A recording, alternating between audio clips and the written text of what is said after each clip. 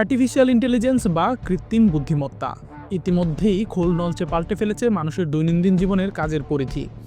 ক্রিকেটে প্রযুক্তির ব্যবহার নতুন নয়, কিন্তু আর্টিফিশিয়াল ইন্টেলিজেন্সের ব্যবহার ছাড়া নাকি ক্রিকেটের ক্যারিয়ার লম্বাই করা যাবে না। প্রযুক্তিতে যে ক্রিকেটার যতটা এগিয়ে থাকবেন, সেই নাকি রাজত্ব করবেন সামনের ভবিষ্যৎ ক্রিকেটে। এমনটাই মনে করেন সদ্যই আন্তর্জাতিক ক্রিকেটকে বিদায় বলা ভারতের স্পিন বিজ্ঞানী খ্যাত রবিচন্দ্রন অশ্বিন। ক্রিকেট এখন পরিসংখ্যান নির্ভর খেলা। শুধু প্রতিপক্ষ দলের নয়, বিপক্ষ দলের ব্যাটার কিংবা বোলার কখন কিভাবে প্রতিপক্ষকে আক্রমণ করেন, সব রকম তথ্যই এখন রাখা থাকে একটি দলের টিম অ্যানালিস্টের কাছে। শুধু দলের টিম অ্যানালিস্টই নন, নিজেকে ব্যক্তিগতভাবে প্রস্তুত করতে অনেক খেলোয়াড় নিজেই আবার প্রতিপক্ষের তথ্যগুলোকে নিয়ে আলাদাভাবে কাজ করেন। একজন বোলারের লেন্থ পার্সেন্টেজ, সুইং পার্সেন্টেজ, নতুন বলে কত ডিগ্রি সুইং করান, পুরাতন বলেই বা কত শতাংশ বলে রিভার্স সুইংয়ের চেষ্টা করেন, স্টক ডেলিভারি আর স্লোয়ার ডেলিভারিতে গতির পার্থক্য কত, সব রকম তথ্যই এখন রাখতে হয় ব্যাটারদের।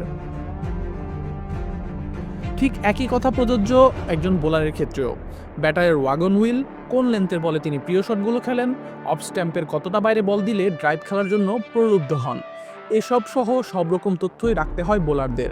আর বোলার যদি হন অশ্বিনের মতো ক্ষুরোদার মস্তিষ্কের, তবে তিনি তো সেই সব ডাটা জোগাড় করে রীতিমতো গবেষণা করতে বসবেন নিজেকে আন্তর্জাতিক ক্রিকেটে সফল করার জন্য। প্রযুক্তিগতভাবে দক্ষিণ এশিয়ার অন্যান্য দেশের চেয়ে বেশ এগিয়ে গেছে ভারত।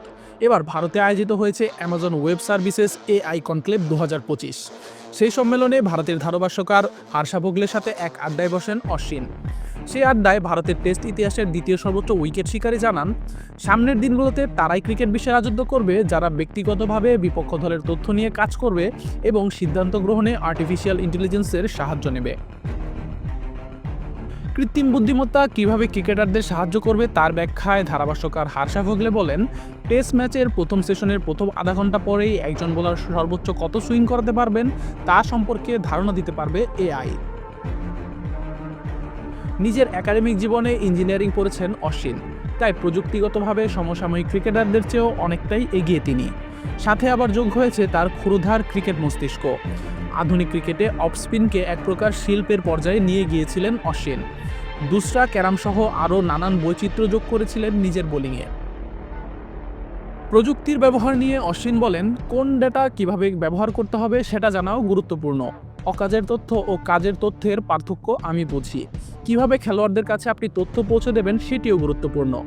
আপনি যদি একজন ব্যাটারকে বলেন সে অফসাইডে ভালো খেলছে না, তবে দুটো বিষয় ঘটতে পারে, হয় ওই ব্যাটার নিজের খেলার উন্নতি করবে, নয়তো চাপে ভেঙে পড়বে।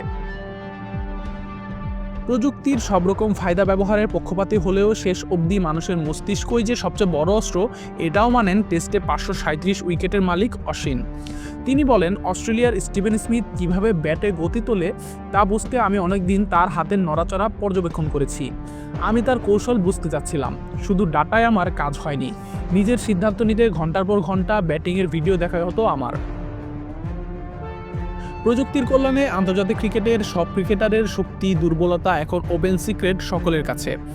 একজন খেলোয়াড়কে নিয়ে প্রযুক্তির সাহায্যে সব রকম কাটাছেঁড়া করে প্রতিপক্ষ।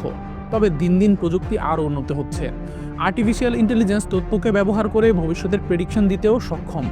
তাই আন্তর্জাতিক ক্রিকেটে সফল হতে ভবিষ্যতে শুধু ক্রিকেটের দক্ষ হওয়াটাই যথেষ্ট হবে না, প্রযুক্তিগত তুখর জ্ঞানও প্রয়োজন হবে নিজেকে আন্তর্জাতিক ক্রিকেটে টিকিয়ে রাখতে। আশিকুর রহমান শান্ত, বি স্পোর্টস।